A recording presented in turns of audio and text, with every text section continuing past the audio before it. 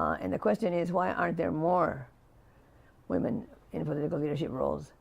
We talked about Europe last time, and Eurasia. Now I want to focus on the Americas, the experience in the Americas. And so why aren't there more women in leadership roles is one question.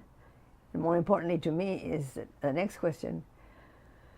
And that is, if they are elected, if more women are elected, will it make a difference? Does their gender make a difference? Will they come out with different policies? Or will they follow the same policies as their predecessors? And that is really the big question. And we talked specifically about, and we're concerned specifically about equality of opportunity for women, educational access,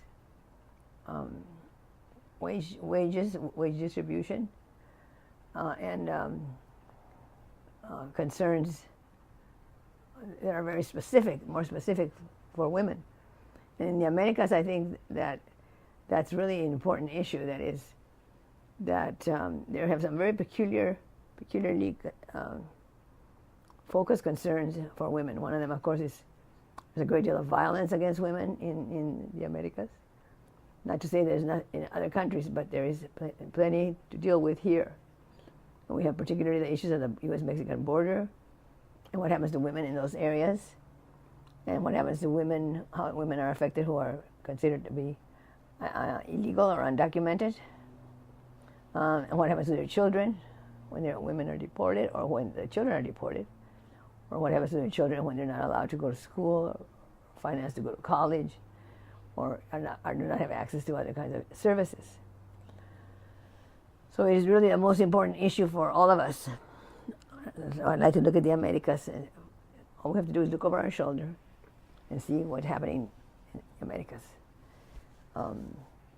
Remembering always that we have such an interconnection between Mexico and the United States, such an intertwining of fate, of past and present, of economics, culture, that it makes it hard for us to separate these two areas, the two countries, because of that intertwining.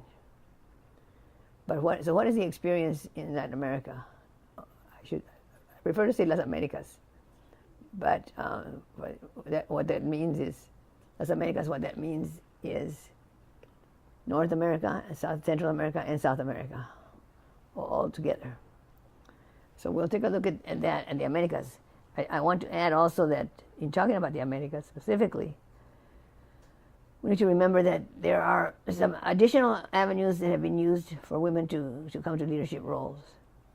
And those avenues are not completely Latin American, but they are pretty much unique in each circumstance. For example, in Mexico, we have the women, example of the women in the Mexican Revolution. Most people call them the soldaderas. But if you look at them a little closer, you'll see that they're not soldaderas, they're soldadas. They're actual soldiers. They carry rifles and they go into battle. I have on my person a medal, or medallion rather, and it depicts La Valentina, who was of course famous because she carried a rifle. She was a fighter. So we have a lot of this discontented opposition people in the Americas, very strong oppositional people, and some of them are women. We'll find that in Chile. One of the women, Bachelet, one of the women who became president, well, the only one so far who was president. She was an opposition leader. She was a socialist, and she was working in the coalition with Salvador Allende. President Allende was assassinated. We won't speculate on who assassinated him because it's a whole other story. But we have to keep track of that role of the United States. It's always omnipresent in whatever happens in Latin America, South America, Central America, and Mexico. It's omnipresent. As our old friend or what would you call him? We could call him a fellow Mexican, said, Porfirio Diaz is said to have said, he is said to have said, my poor Mexico, mi pobre Mexico, so far from God and so close to the United States, tan lejos de Dios y tan cerca de los Estados Unidos. And that has been kind of a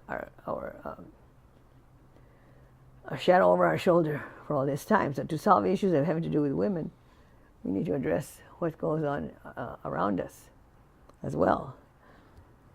And what goes on is not a very pretty scene. As I mentioned earlier in the last video,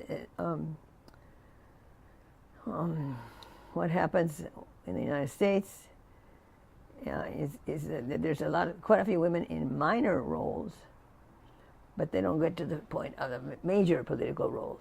We have a few women governors. There is a Latina who's a governor of New Mexico, Susana Martinez. She was. You can look up her details on the internet. In fact, you can look up all these women in the internet. But her details are that she was a Democrat, and then to run for governor, she became a Republican. So with that, I won't say anything more about her, but she is a person who has some recognition and some clout. I would like to think of it as a situation that is changing. I'd like to see more women governors, Latinas specifically, and governors, particularly in places like California. So I think that's why I wanted to bring that issue up, that California should be taking the lead in all this kind of thing. And to take the lead, we have to do more than just to bring any woman into the office, but somebody who can address the issues of California. And the issues of California, of course, are very much to do with what's happening to the Latino population, which is growing, and the Asian population, which is also growing, and what's happening to them as a result of the policies that are being pursued by the political policy makers. For example, one concern we can look at very, very quickly is that this organization is a bureaucratic organization appointed by the governor of California, and it's called the Commission on the Status of Women. And Gina Davis was the last person who is currently in charge of it, or chairing the committee, or the commission, I should say. And she noted, Gina Davis was on TV, and she noted that the state legislature of California, which is supposed to be quite liberal, we're supposed to be known as ahead of our time, et cetera, she said that she noted that how could they not fund the commission any longer? They voted to defund the commission after one more year, as if all our troubles were over and we had achieved this gender equality that we at least the women, we seem to long for. So I do believe that we have some really major concerns, and we have to figure out how to address them.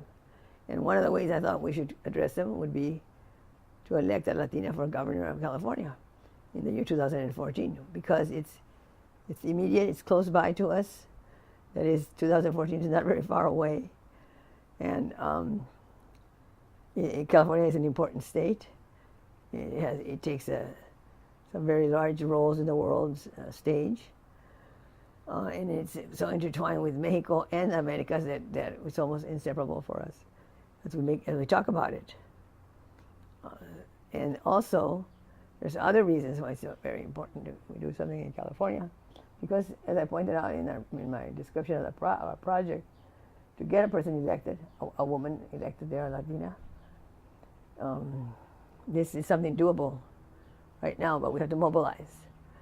And mobilizing means that we have to find a way to circumvent a lot of the methods that are in place right now for getting people elected to go to a governorship. And California is so complicated that it's hard to know where to start. But I think starting at the governorship, we can get somebody. California should take the lead. California, I think it should be a leading force, should show its muscle in the world. And we need to also show our own social responsibility.